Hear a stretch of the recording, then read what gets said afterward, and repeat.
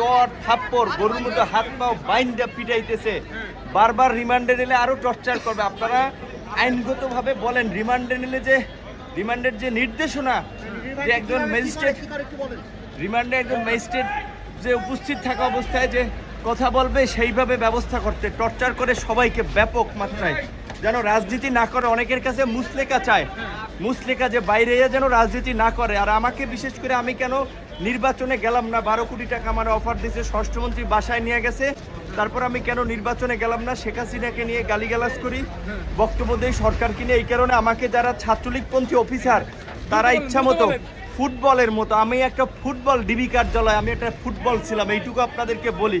এখনো যদি আমার প্রস্তুত শরীর এই যে দাগ এখনো এই শুকায় নাই, এই এখনো শুকায় নাই। আপনারা একটু এইটা তো বলেন অন্তত রিমান্ডে যে আমরা এই সরকারের পতন ছাড়া আমাদের বাঁচার এবং জাতির মুক্তির পথ নাই। সরকার পতন না হওয়া পর্যন্ত হ্যাঁ আমাকে তো বাঁচতে দিবেন, আমাকে বলছে পঙ্গু করে দিবে ইলিয়াস আলীর মতো যদি আমি ওদের